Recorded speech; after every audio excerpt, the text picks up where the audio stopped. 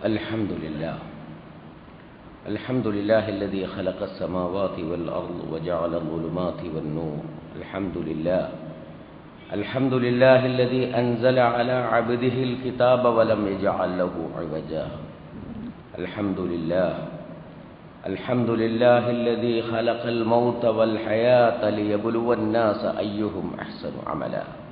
الحمد لله نحمده ونستعينه ونستغفره ونستهديه ونؤمن به ونتوكل عليه. نعوذ بالله من شرور أنفسنا ومن سيئات أعمالنا. من يهده الله فلا مضل له ومن يضلله فلا هادي له. نشهد أن لا إله إلا الله ونشهد أن محمدا عبده ورسوله. اللهم صل على محمد وعلى آل محمد كما صليت على إبراهيم وعلى آل إبراهيم إنك حميد مجيد. وبارك على محمد وعلى آل محمد كما باركت على إبراهيم وعلى آل إبراهيم إنك حميد مجيد. أما بعد فإن خير الكتاب كتاب الله وخير الهدي هدي محمد صلى الله عليه وسلم وشر الأمور محدثاتها وكل محدثة بدعة وكل بدعة ضلالة وكل ضلالة في النار. أيها الناس أوصيكم وإياي بتقوى الله. أعوذ بالله من الشيطان الرجيم. لله ملك السماوات والأرض يخلق ما يشاء يهب لمن يشاء إناثا ويهب لمن يشاء الذكور أو يزوجهم ذكرانا وإناثا ويجعل من يشاء عقيما إنه عليم قدير. صدق الله العلي العظيم. പ്രിയമുള്ള സഹോദരന്മാരെ സഹോദരിമാരെ, അല്ലാഹുവിനെ സൂക്ഷിച്ച് ജീവിക്കണമെന്നും അവൻ്റെ വിധിവിലക്കുകൾ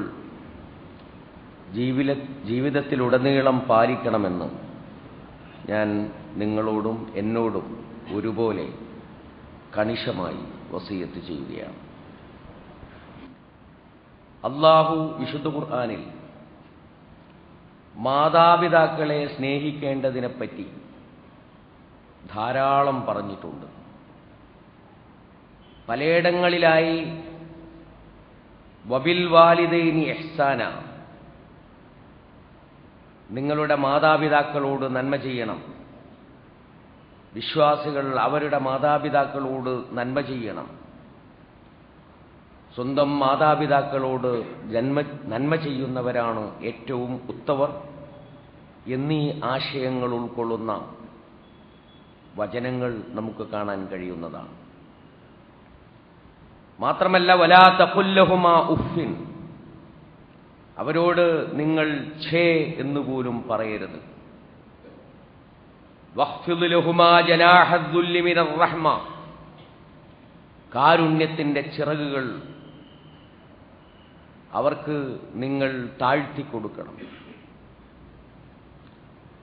വഖുർ റബ്ബിർഹംഹുമാ കമാ റബ്ബയാനി സഗീറ, ഞങ്ങളെ ചെറുപ്പത്തിൽ പരിപാലിച്ചതുപോലെ നീ അവർക്ക് കരുണ ചെയ്യണമേ നാഥ എന്ന് പറഞ്ഞുകൊണ്ടിരിക്കണം എന്നൊക്കെ മാതാപിതാക്കളോടുള്ള നന്മയെക്കുറിച്ച് ഓർമ്മിപ്പിക്കുന്ന ധാരാളം വചനങ്ങൾ നമുക്ക് കാണാൻ കഴിയും. എന്നാൽ സന്താനങ്ങളോട് കാരുണ്യം കാണിക്കേണ്ടതിനെപ്പറ്റി, സന്താനങ്ങളോട് സ്നേഹം പുലർത്തേണ്ടതിനെപ്പറ്റി ഇത്ര ഗൗരവപൂർണമായ, ഇത്രമേൽ ആവർത്തിച്ചുകൊണ്ടുള്ള, ഇത്രയും ആഴത്തിലും പരപ്പിലുമുള്ള കൽപ്പനകൾ അല്ലാഹു നൽകിയതായി നമുക്ക് കാണാൻ കഴിയുന്നില്ല.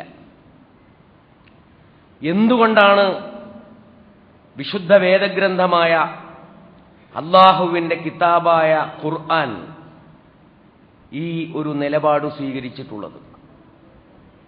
മക്കളോട് കാരുണ്യം കാണിക്കേണ്ടതില്ല എന്ന് വിചാരിച്ചുകൊണ്ടല്ല, ആ കാരുണ്യം അപ്രസക്തമാണ് എന്ന് കരുതിയതുകൊണ്ടുമല്ല, മറിച്ച് മക്കളോടുള്ള സ്നേഹവും കാരുണ്യവും ജന്തുസഹജമായി തന്നെ മനുഷ്യനിൽ നിലീനമാണ് എന്നതുകൊണ്ടാണ്. ലോകത്തുള്ള എല്ലാ ജന്തുജാലങ്ങൾക്കും അവയുടെ സന്താനങ്ങളോട് കാരുണ്യമുണ്ട്. കാക്കയ്ക്കും തൻകുഞ്ഞു പൊൻകുഞ്ഞു തന്നെയാണ്. സന്താനങ്ങളോട് കാരുണ്യമില്ലാത്ത ഒരു ജീവിയെയും ഈ ദുനിയാവിൽ നമുക്ക് കാണാൻ സാധ്യമല്ല. പ്രത്യക്ഷത്തിൽ കാരുണ്യമില്ലെന്ന് നമുക്ക് തോന്നുന്ന ജീവികൾക്ക് പോലും യഥാർത്ഥത്തിൽ കാരുണ്യമുണ്ട്. ഉദാഹരണമായി കാട്ടി എന്ന പേരിലുള്ള ഒരു വന്യജീവിയുണ്ട്. പ്രസവിച്ചു കഴിഞ്ഞാൽ ഉടനെ അതിൻ്റെ കുഞ്ഞ് രംഗം വിട്ടോടും. എന്തുകൊണ്ടാണ് ഓടുന്നത് എന്ന് പഠിക്കുമ്പോഴാണ് മനസ്സിലാവുക, എല്ലാ മൃഗങ്ങളെയും പോലെ ഈ മൃഗവും കുഞ്ഞുങ്ങളെ പ്രസവിച്ചു കഴിഞ്ഞാൽ നക്കിത്തുടക്കും. അത് സ്നേഹത്തിൻ്റെ ഒരു പ്രകടനമാണ്. പക്ഷെ കാട്ടിയുടെ നാവിൽ മൂർച്ചയുള്ള ശൽക്കങ്ങളുണ്ട്. ഈ ശൽക്കങ്ങൾ ഈ കുഞ്ഞ് കാട്ടിയുടെ തൊലിയിൽ പതിച്ചാൽ, ആ ശൽക്കങ്ങളോടുകൂടി നക്കിത്തുടച്ചാൽ ഈ കുഞ്ഞിൻ്റെ തൊലി ഉരിഞ്ഞു പോകുമെന്നതുകൊണ്ടാണ് അല്ലാഹു സുബ്ഹാനഹു വ തആല പ്രസവിച്ച ഉടനെ ഓടിക്കൊള്ളണം, നിന്റെ അമ്മ നിന്നെ സ്നേഹിച്ചു കളയും എന്നുള്ള ഒരു വഹി ആ കാട്ടിക്കുട്ടിക്ക് നൽകിയിട്ടുള്ളത്. അപ്പൊ കാട്ടിക്കും സ്വന്തം കുഞ്ഞിനോട് സ്നേഹം തന്നെയാണ്. അപ്പൊ ഏത് ജന്തുവിനും കുഞ്ഞുങ്ങളോട് സ്നേഹമുണ്ട്. അതുകൊണ്ട് മനുഷ്യരോട് നിങ്ങളുടെ കുഞ്ഞുങ്ങളോട് സ്നേഹം വേണം, നിങ്ങളുടെ കുഞ്ഞുങ്ങളോട് കാരുണ്യം വേണം എന്ന് പ്രത്യേകം എടുത്തു പറയേണ്ടതില്ലാത്തതുകൊണ്ടാണ് ഇത്രമേൽ ആവർത്തിച്ച് അത്രമേൽ ആഴത്തിലും പരപ്പിലും ആ കാര്യം അല്ലാഹു പറയാതിരുന്നത്. യഥാർത്ഥത്തിൽ നമ്മൾ ആലോചിച്ചു നോക്കുകയാണെങ്കിൽ ലോകത്ത് മറ്റൊരാളോടും നമുക്കില്ലാത്ത ഒരു ബന്ധം നമ്മുടെ സന്താനങ്ങളോടുണ്ട്. അതെന്താണെന്ന് ചോദിച്ചാൽ, നമ്മൾ ഈ ലോകത്ത് പലതും സൃഷ്ടിക്കുന്നുണ്ട്. നമ്മൾ വലിയ വലിയ കെട്ടിടങ്ങൾ സൃഷ്ടിക്കുന്നു, വലിയ വ്യാപാര ശൃംഖലകൾ നമ്മൾ തുടങ്ങുന്നു, വ്യവസായ സ്ഥാപനങ്ങൾ നമ്മൾ സ്ഥാപിച്ചെടുക്കുന്നു, വലിയ നാഗരികതകളും സംസ്കാരങ്ങളുമെല്ലാം നമ്മൾ കെട്ടിപ്പടുക്കുന്നു, പലതരത്തിലുള്ള ശാസ്ത്രീയമായ കണ്ടെത്തലുകളും നടത്തുന്നു. ആ കണ്ടെത്തലുകളുടെ അടിസ്ഥാനത്തിൽ സാങ്കേതിക വിദ്യകൾ വികസിപ്പിച്ചെടുക്കുന്നു. ആ സാങ്കേതിക വിദ്യ ഉപയോഗപ്പെടുത്തിക്കൊണ്ട് നൂതനമായിട്ടുള്ള ഉപകരണങ്ങൾ ഉണ്ടാക്കുന്നു. ഇതൊക്കെ മനുഷ്യൻ ഈ ഭൂമിയിൽ ചെയ്യുന്ന കാര്യങ്ങളാണ്. പക്ഷേ അവയിൽ എല്ലാം തന്നെ മനുഷ്യന്റെ കഴിവുകൾ പ്രകടമാകാമെങ്കിലും മനുഷ്യന്റെ ഒരു അംശം അതിലേക്കൊന്നും തന്നെ ട്രാൻസ്ഫർ ചെയ്യപ്പെടുന്നില്ല, മാറ്റം ചെയ്യപ്പെടുന്നില്ല. ഞാൻ ഉണ്ടാക്കിയിട്ടുള്ള വ്യാപാര സ്ഥാപനങ്ങളിൽ എൻ്റെ ഒരംശമില്ല, ഞാൻ ഉണ്ടാക്കിയിട്ടുള്ള വ്യവസായ സ്ഥാപനങ്ങളിൽ എൻ്റെ ഒരംശമില്ല, ഞാൻ കണ്ടുപിടിക്കുന്ന പുതിയ ഉപകരണങ്ങളിൽ എൻ്റെ ഒരംശമില്ല. എന്നാൽ എനിക്ക് ജനിക്കുന്ന കുട്ടികളിൽ എൻ്റെ ഒരംശമുണ്ട്. എന്നിൽ നിന്ന് 23 ക്രോമോസോമുകളുള്ള ഒരു അർദ്ധകോശം ആ കുഞ്ഞിലേക്ക് ട്രാൻസ്ഫർ ചെയ്യപ്പെട്ടിട്ടുണ്ട്, മാറ്റപ്പെട്ടിട്ടുണ്ട്. എന്റെ ഇണയിൽ നിന്നുകൂടി വന്നു ചേർന്നിട്ടുള്ള മറ്റൊരു അർദ്ധകോശവും ചേർന്നുകൊണ്ടാണ് ആ കുഞ്ഞിന്റെ ഭ്രൂണം രൂപപ്പെട്ടിട്ടുള്ളത്. സിക്താണ്ഡമായും ഭ്രൂണമായും രക്തപിണ്ഡമായും മാംസപിണ്ഡമായും എല്ലായും കണ്ണും കാതും കയ്യും കാലുമുള്ള മനുഷ്യനായും പിന്നെ വളർന്നു വരുന്നത് എന്നിൽ നിന്നുകൂടി ട്രാൻസ്ഫർ ചെയ്യപ്പെട്ട ഈ കോശവും കൂടി ചേർന്നുകൊണ്ടാണ്. ഇപ്പൊ ഭൂമിയിൽ നമ്മൾ പലതും പണിതുയർത്തിയിട്ടുണ്ടെങ്കിലും ആ പണിതുയർത്തിയ ഒന്നിലേക്കും നമ്മുടെ ഒരംശം സന്നിവേശിപ്പിക്കപ്പെട്ടിട്ടില്ല. പക്ഷേ നമ്മുടെ സന്താനത്തിലേക്ക്, ആണാണെങ്കിലും പെണ്ണാണെങ്കിലും, നമ്മുടെ ഒരംശം സന്നിവേശിക്കപ്പെട്ടിട്ടുണ്ട് എന്നുള്ളതാണ്. നമ്മുടെ കുഞ്ഞ് രൂപപ്പെട്ടു വരുന്നത് നമ്മുടെ കൂടി ബുദ്ധിപരവും ശാരീരികവും ആയിട്ടുള്ള പ്രത്യേകതകൾ കൂടി ചേർന്നുകൊണ്ടാണ്. ആ പ്രത്യേകതകളെ കൂടി ഉൾക്കൊള്ളുന്നതാണ് നമ്മുടെ കുഞ്ഞുങ്ങൾ എന്ന് പറയുന്നത്. അതുകൊണ്ടാണ് ഞാൻ പറഞ്ഞത്, ഈ ലോകത്ത് മറ്റൊന്നിനോടുമില്ലാത്ത ഒരു ബന്ധം നമുക്ക് നമ്മുടെ കുഞ്ഞുങ്ങളോട് ഉണ്ട്, പ്രകൃത്യാ തന്നെ എന്നുള്ളതാണ്. ആ ബന്ധമുണ്ട് എന്നതുകൊണ്ട് തന്നെയാണ് അല്ലാഹു സുബ്ഹാനഹു വ തആല ഇങ്ങനെ ഒരു കാരുണ്യം നമ്മുടെ മനസ്സിലേക്ക് ഇട്ടു തന്നിട്ടുള്ളത്. ഈ കാരുണ്യം നമ്മുടെ മനസ്സിൽ കിടന്ന് പ്രവർത്തിച്ചുകൊണ്ടിരിക്കുന്നുണ്ട് എന്നുള്ളത് ശരിയാണ്. പക്ഷെ പലപ്പോഴും ആ കാരുണ്യം നമ്മളെ ഉള്ളിൽ കിടക്കുന്നു. ഉള്ളിൽ കിടക്കുന്ന ആ കാരുണ്യം കൊണ്ടുതന്നെ നാം കുട്ടികളുടെ കാര്യത്തിൽ വളരെ ആകാംക്ഷയുള്ളവരാണ്. കുട്ടികളുടെ കാര്യത്തിൽ വളരെ ഉദ്വേഗമുള്ളവരാണ്. കുട്ടികളുടെ കാര്യത്തിൽ വളരെയധികം ജിജ്ഞാസയുള്ളവരാണ്. ജനിച്ച ഉടനെ തന്നെ കുട്ടിയുടെ വൈകല്യങ്ങളെക്കുറിച്ച് നമ്മൾ ആലോചിക്കുന്നു, ചിന്തിക്കുന്നു.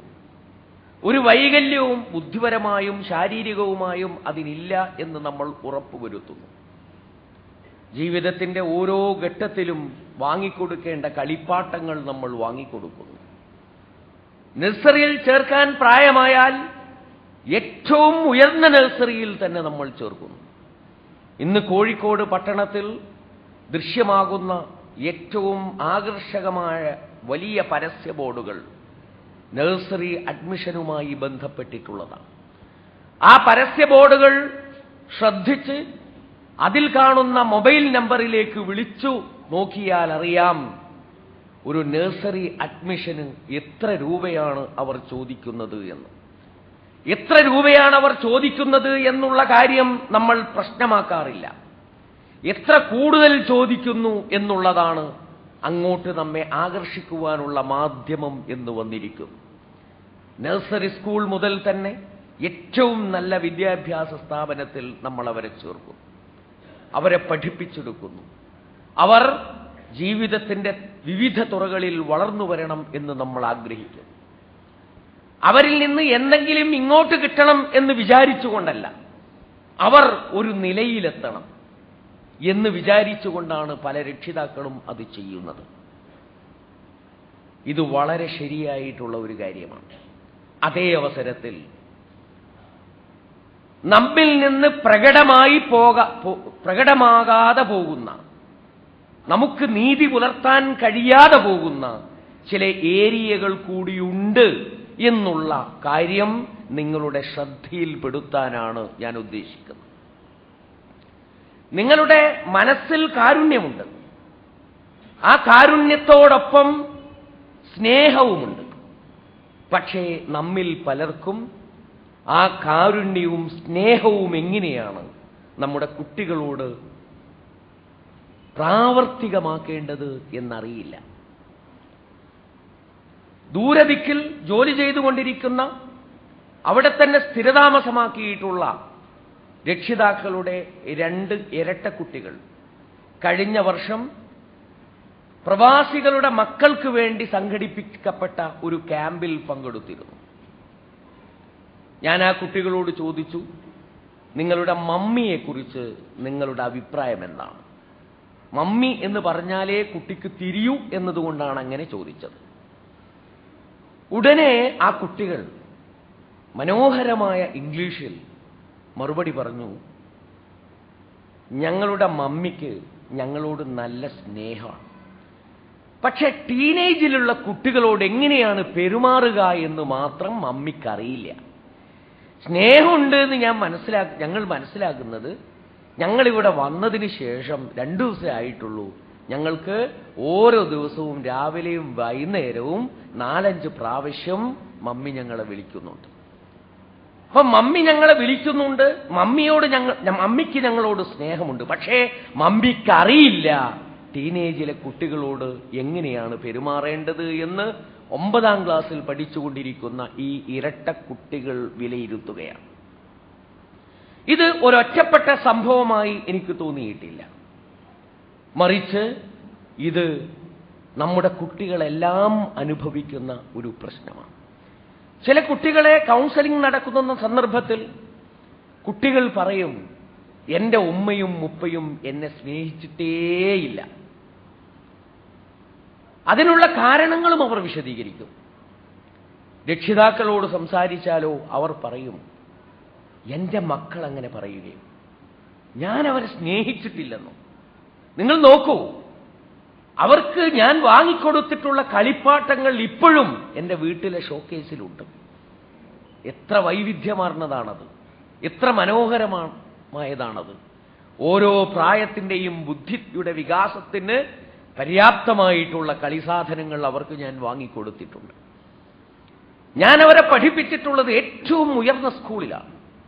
സ്കൂൾ വിദ്യാഭ്യാസത്തിന് ശേഷം അവർ പഠിച്ചിട്ടുള്ളത് ഉന്നത കലാലയങ്ങളിൽ. ഏതർത്ഥത്തിലാണ് ഞാൻ അവരെ സ്നേഹിച്ചിട്ടില്ല എന്നവർ പറയുക? പക്ഷേ കുട്ടി പറയുന്നത് അതല്ല. ഇതെല്ലാം ഉപ്പ ഞങ്ങൾക്ക് ചെയ്തു തന്നിട്ടുണ്ട്, ഉമ്മ ഞങ്ങൾക്ക് ചെയ്തു തന്നിട്ടുണ്ട്, പക്ഷേ ഞങ്ങളെ സ്നേഹിച്ചിട്ടില്ല. എന്താണ് മോനെ നീ പറയുന്നതിന്റെ അർത്ഥം? ഞാൻ കാണുന്നുണ്ട് പല രക്ഷിതാക്കളും അവരുടെ സന്താനങ്ങളോട് പെരുമാറുന്നത്. മക്കളെ അടുത്തു വിളിച്ചിരുത്തുന്നു, അവരെ തലോടുന്നു, അവരോട് ദീർഘനേരം സംസാരിക്കുന്നു, പലപ്പോഴും അവരെ ചുംബിക്കുന്നു.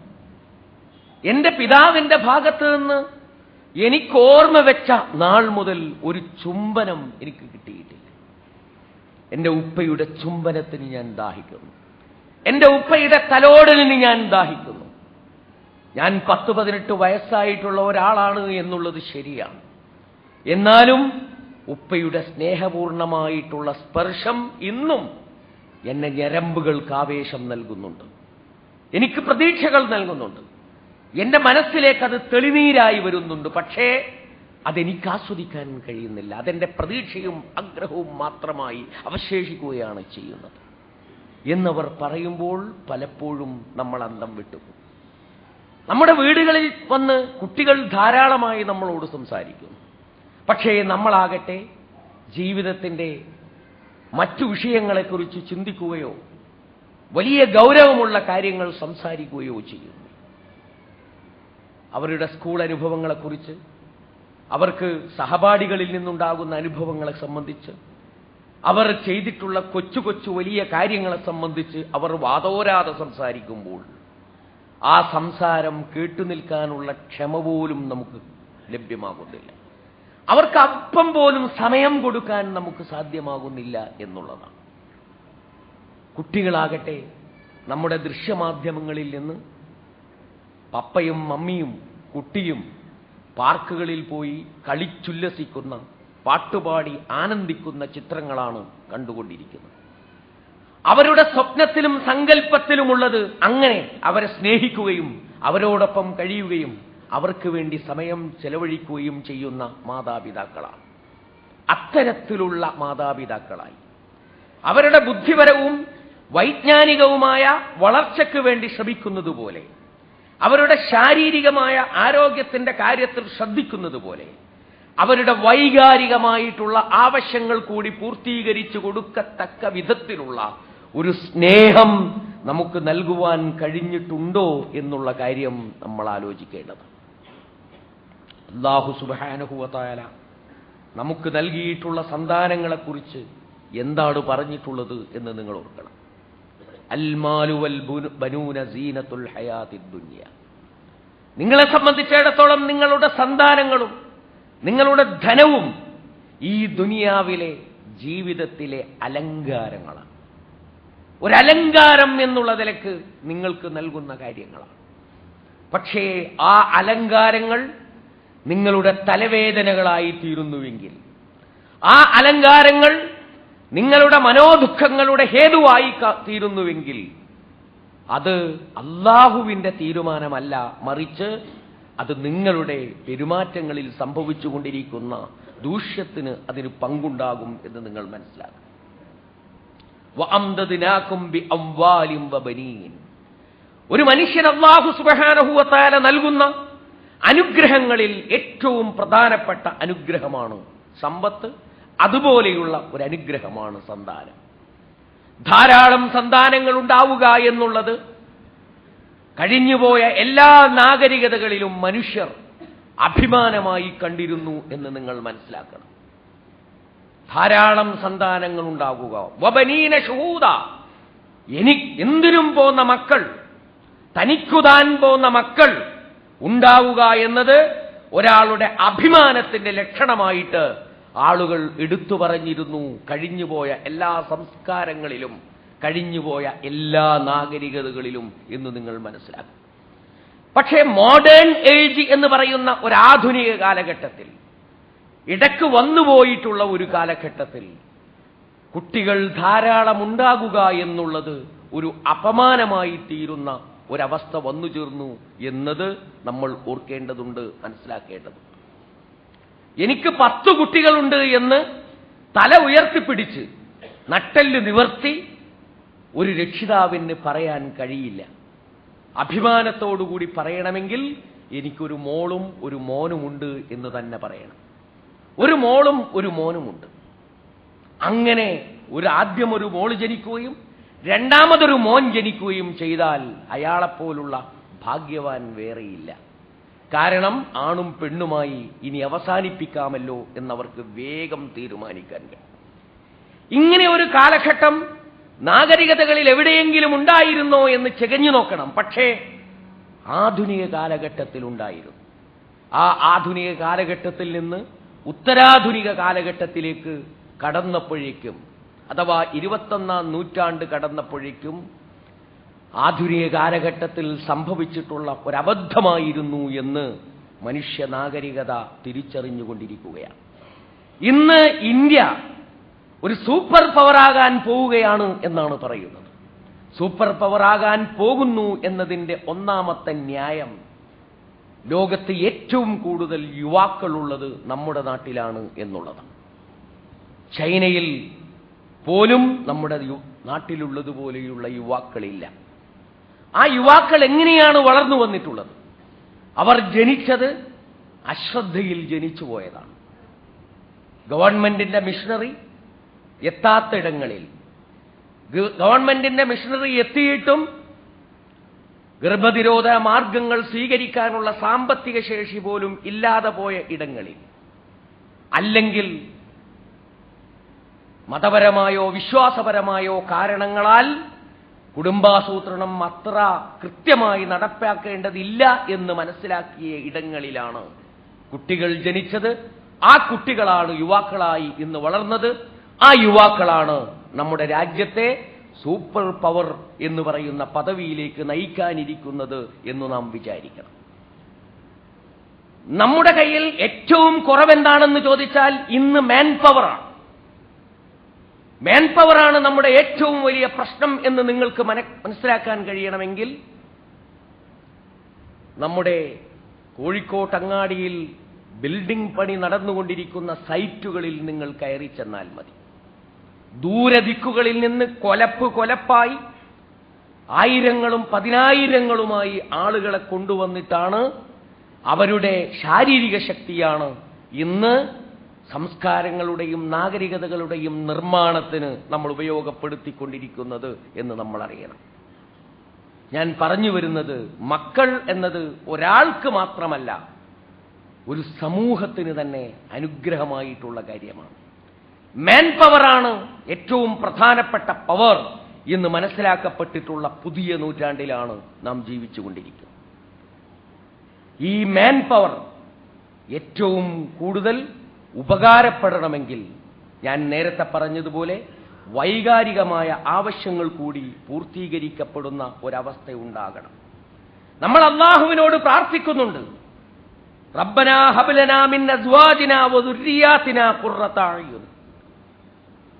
പടച്ചവനെ, ഞങ്ങളുടെ ഇണകളിലും ഞങ്ങളുടെ സന്താനങ്ങളിലും ഞങ്ങളുടെ കണ്ണുകൾക്ക് കുളിർമ നൽകണം. സന്താനങ്ങൾ എപ്പോഴും കണ്ണിന് കുളിർമ തന്നെയാണ്. അവരെ കാണുന്നത്, അവരോട് ഇടപഴകുന്നത്, അവർ നമ്മെ ആസ്വദിപ്പിക്കുന്നത്, ആനന്ദിപ്പിക്കുന്നത്, അവരിൽ നിന്ന് കേൾക്കുന്നത്, അവരുടെ ബുദ്ധിപരവും വൈജ്ഞാനികവും വൈകാരികവുമായ ഓരോ വികാസത്തെയും അടുത്തുനിന്ന് ദർശിക്കുന്നത്, ആ വികാസങ്ങളെ ഏറ്റവും ശരിയായ ദിശയിലേക്ക് തിരിച്ചുവിടുവാനുള്ള പരിശ്രമങ്ങൾ നടത്തുന്നത് മനോഹരമായ ഒരനുഭവമാണ്. അവർ കണ്ണിനുള്ള കുളിർമകൾ തന്നെയാണ്. അത് കണ്ണിനുള്ള കുളിർമ തന്നെയായി മനസ്സിലാക്കാൻ നമുക്ക് കഴിയണം എന്നുള്ളത്. റസൂലുള്ളാഹി സ്വല്ലല്ലാഹു അലൈഹി വസല്ലം എങ്ങനെയാണ് ഈ വൈകാരിക വിഷയങ്ങളെ സമീപിച്ചിട്ടുള്ളത് എന്ന് നിങ്ങൾ മനസ്സിലാക്കണം. റസൂൽ സല്ലല്ലാഹു അലൈഹി വസല്ലമയുടെ അടുത്തേക്ക് ഒരാൾ വന്നു. അയാളുടെ കൂടെ ഒരു കുട്ടിയുണ്ട്. ആ കുട്ടിയെ അയാൾ തന്നിലേക്ക് ഇങ്ങനെ ചേർത്ത് പിടിച്ചിരിക്കുകയാണ്. പിടിച്ചു കൂട്ടിയിട്ടാണ് വരുന്നത്. റസൂൽ സല്ലല്ലാഹു അലൈഹി വസല്ലം ചോദിച്ചു, അത്തർഹമുഹു,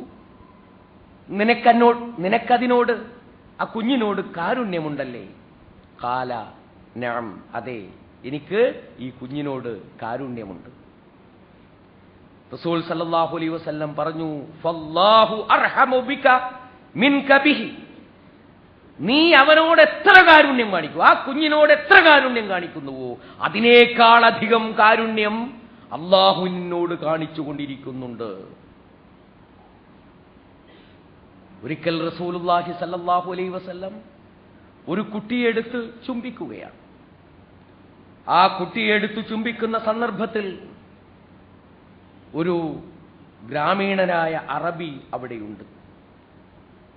ആ ഗ്രാമീണനായ അറബി ചോദിച്ചു, അതുഖബ്ബിലൂന സുബിയാനക്കും, നിങ്ങൾ നിങ്ങളുടെ കുട്ടികളെ ചുംബിക്കാറുണ്ടോ? കുട്ടികളെ ചുംബിക്കുക എന്നത് ഒരു മനുഷ്യന്റെ പ്രാബല്യമില്ലായ്മ, പ്രബലതയില്ലായ്മയായിട്ടാണ് ആ ഗ്രാമീണരായ അറബി മനസ്സിലാക്കിയത്. ഇയാൾ ഒരു തരളിത വികാരത്തിന്റെ ആളാണ്. ഇയാൾ ഒരു ബോൾഡ് പേഴ്സണാലിറ്റി അല്ല. അയാൾ ഒരു വ്യക്തിത്വം അത്ര കടുത്തതല്ല. അതുകൊണ്ട് നല്ല ശക്തനായ വ്യക്തിത്വമല്ല. പ്രവാചകൻ സല്ലല്ലാഹു അലൈഹി വസല്ലമയെ കുറിച്ച് അയാൾ വിലയിരുത്തുകയാണ്. എന്നിട്ടാണ് ചോദിക്കുന്നത്, അതുഖബ്ബിലൂന സുബിയാനക്കും വനഹ്നു ലാ നുഖബ്ബിലുഹും, നിങ്ങൾ നിങ്ങളുടെ കുട്ടികളെ ചുംബിക്കാറുണ്ടോ? ഞങ്ങൾ അങ്ങനെ ചെയ്യാറില്ല. ഞങ്ങൾ വലിയ വ്യക്തിത്വങ്ങളല്ലേ, ഞങ്ങളത് ചെയ്യാം. റസൂൽ സല്ലല്ലാഹു അലൈഹി വസല്ലമയുടെ മറുപടി, അവ അംലികു ലക അൻ നസഅല്ലാഹു മിൻ ഖൽബിക റഹ്മ. ഞാൻ എന്തു പിഴച്ചു? അല്ലാഹു സുബ്ഹാനഹു വ തആല നിന്റെ ഹൃദയത്തിൽ നിന്ന് കാരുണ്യം ഊരിയെടുത്തതിന് ഞാൻ എന്ത് പിഴച്ചു? എനിക്കൊന്നും അതിനെക്കുറിച്ച് പറയാനില്ല എന്നതായിരുന്നു റസൂൽ സല്ലല്ലാഹു അലൈഹി വസല്ലമയുടെ പ്രതികരണം എന്ന് നമ്മൾ മനസ്സിലാക്കുക. ഒരിക്കൽ റസൂൽ സല്ലല്ലാഹു അലൈഹി വസല്ലം തന്റെ പേരക്കുട്ടി ഹുസൈൻ റളിയല്ലാഹു അൻഹുവിനെ ചുംബിക്കുകയായി. അൽ അഖ്റ എന്ന് പറയുന്ന സഹാബി റസൂൽ സല്ലല്ലാഹു അലൈഹി വസല്ലമയുടെ സമീപത്തുണ്ട്. വേറെയും കുറെ സഹാബികളുണ്ട്. അദ്ദേഹം അഖ്റ പറഞ്ഞു, എനിക്ക് 10 കുട്ടികളുണ്ട്. വളരെ അഭിമാനത്തോടു കൂടിയാണ് പറയുന്നത്, എനിക്ക് 10 കുട്ടികളുണ്ട്. മാ ഖബ്ബൽതു മിൻഹും അഹദ, അതിൽ ഒരാളെ പോലും ഞാൻ ചുംബിച്ചിട്ടില്ല. നല്ല കോളർ പൊന്തിച്ച് പറയുന്ന ഒരു വർത്താനം. റസൂൽ സല്ലല്ലാഹു അലൈഹി വസല്ലമയുടെ മറുപടി, മല്ലാ യർഹം ലാ യുർഹം, മല്ലാ യർഹം ലാ യുർഹം. കാരുണ്യമില്ലാത്തവനോട്, കാരുണ്യം കാണിക്കാത്തവനോട് അല്ലാഹു സുബ്ഹാനഹു വ തആല കാരുണ്യം കാണിക്കുകയില്ല, കാരുണ്യം കാണിക്കപ്പെടുകയില്ല എന്നുള്ളത്. ഈ വൈകാരികമായിട്ടുള്ള ഒരു ബന്ധം, ഒരു അറ്റാച്ച്മെന്റ് നമ്മുടെ കുട്ടികളുമായി നമുക്കുണ്ടോ എന്നത് നമ്മൾ ആലോചിക്കണം. ഞാൻ പറയുന്നു, നമ്മുടെ കുട്ടികൾ അത് നമ്മിൽ നിന്ന് പ്രതീക്ഷിക്കുന്നുണ്ട്. വലിയ കുട്ടികളാണെങ്കിൽ പോലും നിങ്ങൾ അവരെ ദൂരദിക്കുകളിലേക്ക് പഠിക്കാൻ യാത്ര അയക്കുമ്പോൾ, പഠനത്തിന്റെ ഒരു ഘട്ടം പൂർത്തിയാക്കി തിരിച്ചു വരുമ്പോൾ അവരിൽ എന്തെങ്കിലും ഒരു നല്ല നേട്ടം അവരുണ്ടാക്കുമ്പോൾ, പരീക്ഷയിൽ ഉന്നതമായ വിജയം നേടുമ്പോൾ, സ്പോർട്സിൽ എന്തെങ്കിലും ഒരു സർട്ടിഫിക്കറ്റുമായി വരുമ്പോൾ നിങ്ങളിൽ നിന്നുള്ള ഒരു അപ്രീസിയേഷൻ, നിങ്ങളിൽ നിന്നുള്ള ഒരു ചുംബനം, ഒരു സ്നേഹപ്രകടനം അവർ ആഗ്രഹിക്കുന്നുണ്ട്. അത് നൽകുവാൻ നിങ്ങൾക്ക് കഴിയുമ്പോഴാണ് നിങ്ങളുടെ മനസ്സിലുള്ള മാനുഷികമായിട്ടുള്ള വികാരം, ഒരു ജന്തു എന്ന വികാരത്തിനപ്പുറത്ത് മാനുഷികമായിട്ടുള്ള വികാരവും ചേർന്നുകൊണ്ട് നിങ്ങൾക്ക് കുട്ടിയോട് നീതി പുലർത്തിയിട്ടുണ്ട് എന്ന് പറയാൻ കഴിയുക എന്നുള്ളതാണ്. ഈ വിഷയത്തിൽ വളരെയധികം ശ്രദ്ധിക്കേണ്ടുന്ന ഒരു പ്രശ്നം പെൺകുട്ടികളോടുള്ള നമ്മുടെ സമീപനമാണ്. പെൺകുട്ടികളെ നമ്മൾ കുഴിച്ചു മൂടുന്നില്ല എന്നത് ശരിയാണ്, കുഴിച്ചു മൂടുന്നില്ല എന്നത് ശരിയാണ്. പക്ഷേ ചില കുടുംബങ്ങളിലൊക്കെ പെൺകുട്ടികളെ കുഴിച്ചു മൂടുന്നില്ല എന്നേ ഉള്ളൂ. ചിലപ്പോൾ തോന്നിപ്പോകും കുഴിച്ചു മൂടുകയാണ് നല്ലത് എന്ന് തോന്നിപ്പോകും. കാരണം കുട്ടികളുടെ മനസ്സ് വളരെ ലഘുവാണ്. പക്ഷേ ആ മനസ്സിന് താങ്ങാൻ കഴിയാത്ത വർത്തമാനങ്ങൾ സാധാരണമെന്ന പോലെ നാം പലതും പറയാറുണ്ട് എന്ന് നിങ്ങൾ ഓർക്കണം. കുട്ടി ജനിച്ചു എന്ന് നേഴ്സ് ഡെലിവറി റൂമിന്റെ വാതിൽ തുറന്ന് തല പുറത്തേക്കിട്ട് കുട്ടി ജനിച്ചു, ഭാര്യ പ്രസവിച്ചു എന്ന് പറയുമ്പോഴേക്ക് തന്നെ നിങ്ങൾ ചോദിക്കുന്ന ഒരു ചോദ്യമുണ്ട്: കുട്ടിയാണോ പെണ്ണോ? കുട്ടിയാണോ പെണ്ണോ എന്ന ചോദ്യത്തിന് നഴ്സ് വളരെ സൂക്ഷിച്ചാണ് മറുപടി പറയുന്നത്: പെണ്ണാണ് എങ്കിൽ. പിതാവിനെ സമാധാനിപ്പിക്കാനുള്ള ഒരു വാക്ക് അപ്പുറവും, വർത്തമാനം പറഞ്ഞിട്ട് സമാധാനിക്കാനുള്ള ഒരു വാക്ക് ഇപ്പുറവും, അപ്പുറവും ഇപ്പുറവും ഒലക്ക് ചുറ്റിട്ടതുപോലെ രണ്ടു പദവും സമാധാനത്തിന്റെ വാക്കുകൾ ഉപയോഗിച്ചുകൊണ്ടാണ് നിങ്ങളുടെ ഭാര്യ പ്രസവിച്ചത് പെൺകുഞ്ഞിനെയാണ് എന്ന് ഒരു നഴ്സിന് പറയാൻ കഴിയുക എന്ന ഒരു സാമൂഹ്യാന്തരീക്ഷം, ഒരു മാനസികാന്തരീക്ഷം നമുക്കിടയിൽ നിലനിൽക്കുകയാണ് എന്നുള്ളത്. ഒരാൾക്ക് രണ്ടോ രണ്ടിലധികമോ പെൺകുട്ടികളുണ്ട് എന്ന് അയാൾ പറഞ്ഞാൽ കേൾക്കുന്ന ആൾ പ്രകടിപ്പിക്കുന്ന ഒരു സഹതാപമുണ്ട്. അള്ളാഹു ഒരു വഴിയുണ്ടാക്കും, നിങ്ങളൊന്നൊരു വേജാറും ആവണ്ട എന്നാണ് മറുപടി. എന്തോ ഒരു വലിയ ആപത്തിന് മേലുള്ള ആപത്തിൽ പെട്ടതുപോലുള്ള ഒരു പ്രതികരണമാണ് സഹതാപത്തോടുകൂടി ഈ വർത്തമാനം കേൾക്കുന്ന ആളുകളിൽ ഉണ്ടാകുന്നത് എന്നുള്ളത് ഈ കുട്ടികളുടെ സാന്നിധ്യത്തിൽ കൂടിയാണെങ്കിൽ അവർക്ക് തോന്നുന്നത് എന്റെ രക്ഷിതാക്കളെ സംബന്ധിച്ചിടത്തോളം ഞാൻ ഏറ്റവും വലിയ ഒരു ഭാരമാണ് എന്ന്. കുട്ടികൾ ഒരു 10-16 വയസ്സായാൽ അങ്ങോട്ട് വളരും. ആൺകുട്ടികളും വളരും, പെൺകുട്ടികളും വളരും, പെട്ടെന്നാണ് വളരുന്നത്. പക്ഷേ ഇവരോട് രണ്ടുപേരോടും ചോദിക്കുന്ന ചോദ്യത്തിലുള്ള വ്യത്യാസം നിങ്ങൾ ശ്രദ്ധിച്ചിട്ടുണ്ടോ? ഇത്ര ചിരിച്ചുകൊണ്ടാണ് നീ അങ്ങ് വളർന്നു പോയല്ലോടാ എന്ന് വളരെ ആവേശത്തിൽ.